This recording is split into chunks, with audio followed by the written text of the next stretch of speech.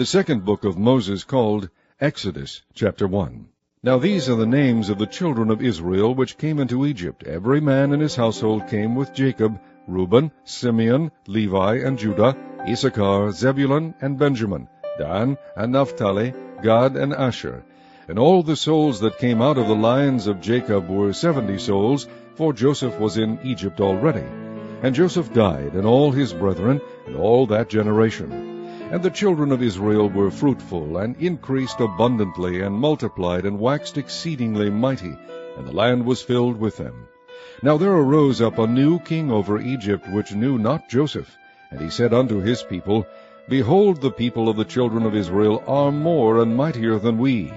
Come on, let us deal wisely with them, lest they multiply. And it come to pass that, when there falleth out any war, they join also unto our enemies, and fight against us, and so get them up out of the land.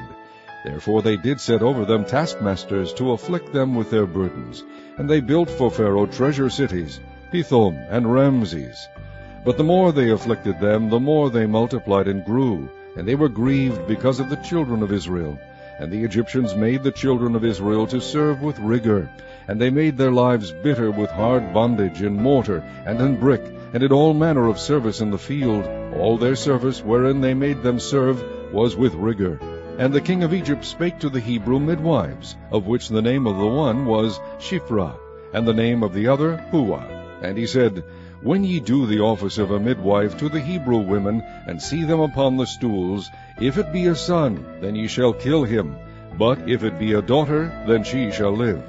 But the midwives feared God, and did not as the king of Egypt commanded them, but saved the men children alive. And the king of Egypt called for the midwives, and said unto them, Why have ye done this thing, and have saved the men children alive? And the midwives said unto Pharaoh, Because the Hebrew women are not as the Egyptian women, for they are lively, and are delivered ere the midwives come in unto them. Therefore God dealt well with the midwives, and the people multiplied, and waxed very mighty. And it came to pass, because the midwives feared God, that he made them houses. And Pharaoh charged all his people, saying, Every son that is born ye shall cast into the river, and every daughter ye shall save alive. Chapter 2. And there went a man of the house of Levi, and took to wife a daughter of Levi. And the woman conceived, and bare a son.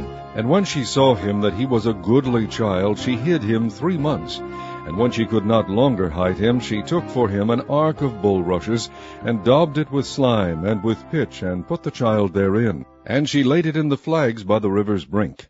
And his sister stood afar off, to wit what would be done to him. And the daughter of Pharaoh came down to wash herself at the river, and her maidens walked along by the river's side. And when she saw the ark among the flags, she sent her maid to fetch it. And when she had opened it, she saw the child, and behold, the babe wept. And she had compassion on him, and said, This is one of the Hebrews' children. Then said his sister to Pharaoh's daughter, Shall I go and call to thee a nurse of the Hebrew women, that she may nurse the child for thee? And Pharaoh's daughter said to her, Go. And the maid went and called the child's mother. And Pharaoh's daughter said unto her, Take this child away, and nurse it for me, and I will give thee thy wages. And the woman took the child, and nursed it.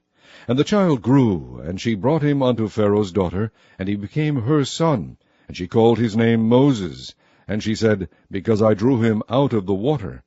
And it came to pass in those days, when Moses was grown, that he went out unto his brethren, and looked on their burdens, and he spied an Egyptian smiting an Hebrew, one of his brethren. And he looked this way and that way, and when he saw that there was no man, he slew the Egyptian, and hid him in the sand.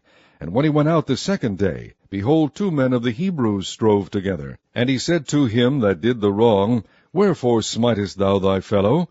And he said, Who made thee a prince and a judge over us? Intendest thou to kill me, as thou killest the Egyptian? And Moses feared, and said, Surely this thing is known. Now when Pharaoh heard this thing, he sought to slay Moses. But Moses fled from the face of Pharaoh, and dwelt in the land of Midian. And he sat down by a well. Now the priest of Midian had 7 daughters, and they came and drew water, and filled the troughs to water their father's flock. And the shepherds came and drove them away, but Moses stood up and helped them, and watered their flock. And when they came to Reuel their father, he said, How is it that ye are come so soon today? And they said, An Egyptian delivered us out of the hand of the shepherds, and also drew water enough for us, and watered the flock. And he said unto his daughters, And where is he? Why is it that ye have left the man? Call him, that he may eat bread. And Moses was content to dwell with the man. And he gave Moses Zipporah his daughter, and she bare him a son, and he called his name Gershom, for he said, I have been a stranger in a strange land. And it came to pass in process of time that the king of Egypt died, and the children of Israel sighted by reason of the bondage, and they cried, and their cry came up unto God by reason of the bondage. And God heard their groaning, and God remembered his covenant with Abraham, with Isaac, and with Jacob. And God looked upon the children of Israel, and God had respect unto them. Chapter 3. Now Moses kept the flock of Jethro his father-in-law, the priest of Midian, and he led the flock to the backside of the desert, and came to the mountain of God, even to Horeb. And the angel of the Lord appeared unto him in a flame of fire out of the midst of a bush. And he looked, and behold, the bush burned with fire, and the bush was not consumed.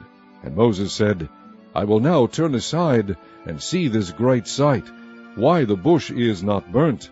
And when the Lord saw that he turned aside to see, God called unto him out of the midst of the bush, and said, Moses, Moses. And he said, Here am I. And he said, Draw not nigh hither, put off thy shoes from off thy feet, for the place whereon thou standest is holy ground.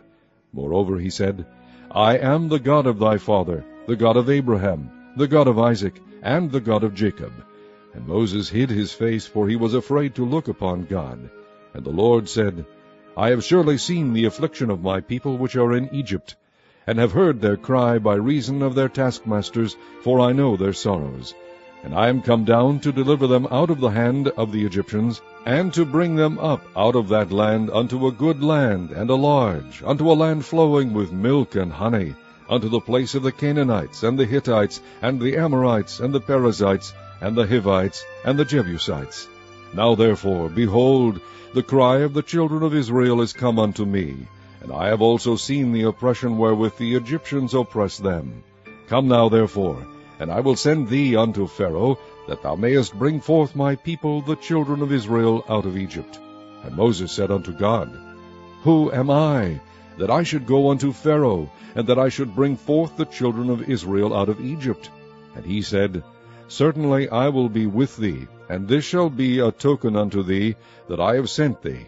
When thou hast brought forth the people out of Egypt, ye shall serve God upon this mountain. And Moses said unto God, Behold, when I come unto the children of Israel, and shall say unto them, The God of your fathers hath sent me unto you, and they shall say to me, What is his name? What shall I say unto them? And God said unto Moses, I am that I am. And he said, Thus shalt thou say unto the children of Israel, I am hath sent me unto you. And God said moreover unto Moses, Thus shalt thou say unto the children of Israel, The Lord God of your fathers, the God of Abraham, the God of Isaac, and the God of Jacob, hath sent me unto you. This is my name forever, and this is my memorial unto all generations. Go and gather the elders of Israel together, and say unto them, The Lord God of your fathers, the God of Abraham, of Isaac, and of Jacob, appeared unto me, saying, I have surely visited you, and seen that which is done to you in Egypt.